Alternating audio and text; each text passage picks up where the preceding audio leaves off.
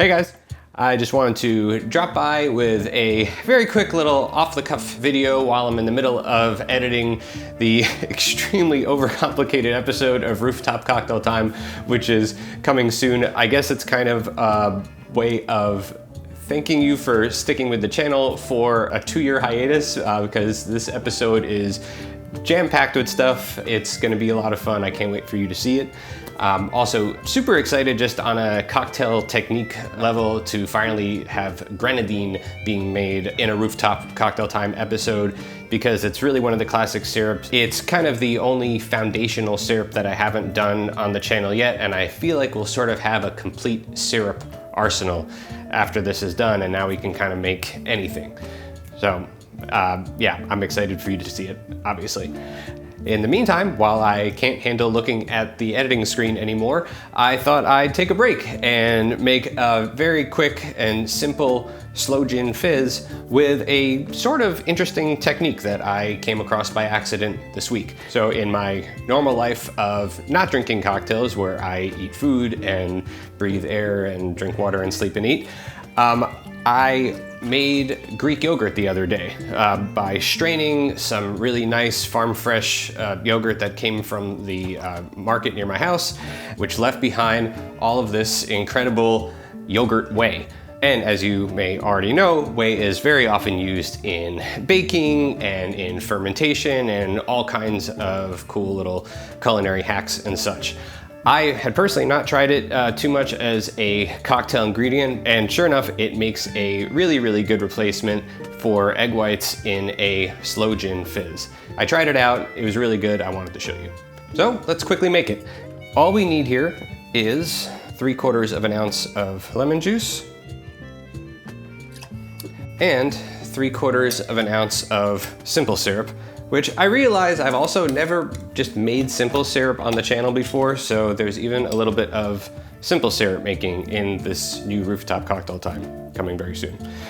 Anyway, so 3/4 of an ounce of simple syrup as well.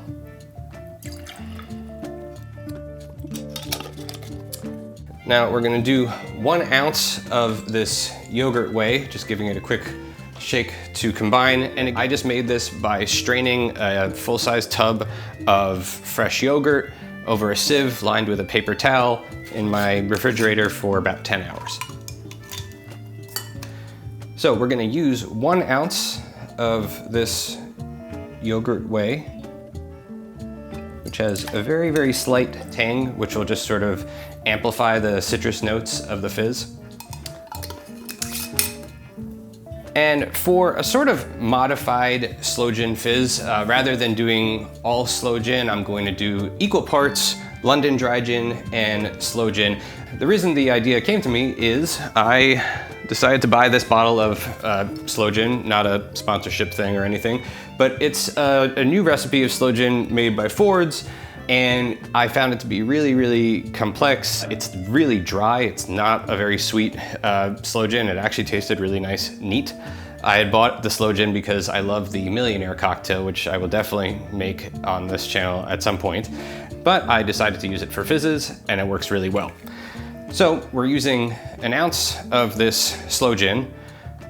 Sloe Gin, by the way, is the fruit of the blackthorn tree, and Sloe Gin has been made in England since I believe about the 17th century, and starting in the early 1900s, American bartenders incorporated Sloe Gin, which was usually kind of a winter drink, into a summery fizz type drink. So we're gonna do 1 ounce as well of London Dry Gin.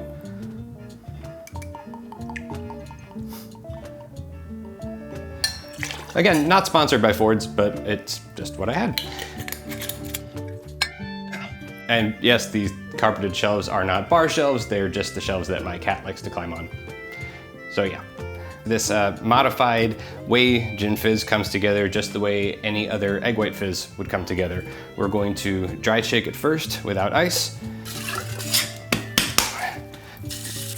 to sort of kickstart the foaming process. It's not going to look as foamy in the shaker, by the way, as an egg white will, but it does still create a really nice head in the finished cocktail.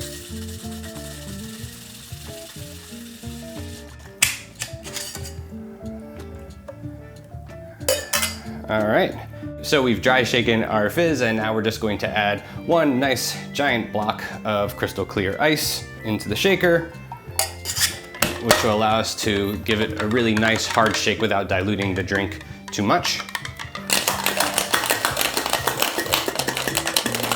So I just give it that quick little shake to start to get a little chill going in the shaker and strengthen the seal in the tin, and now I can really go hard.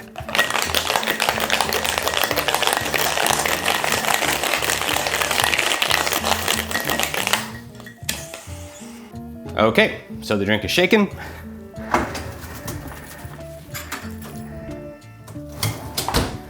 Now I'm just going to use my very nicely chilled fizz glass.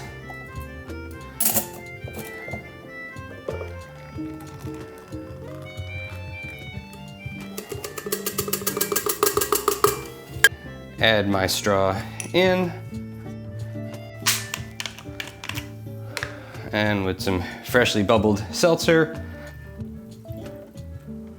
do a little fizz action. So I'm gonna try to post-production zoom on this drink so you can see the nice little foam and the head that it's formed because of that yogurt whey, which is really nice.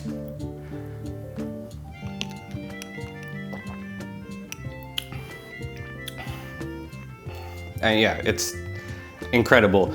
The Sloe Gin has such a delicate, floral, plummy sort of flavor. It's really, really nice. I don't know why Sloe Gin gets a bad rap. It definitely feels like it's due for some kind of revival, and I hope it gets one. The Sloe Gin Fizz is kind of a perfect summer into fall cocktail. It has notes of sort of plum and violet, but without any soapiness or cloying sweetness or any of the things that you might associate with that. It's just really, really nice and subtle because of that split base of Sloe and London Dry Gin.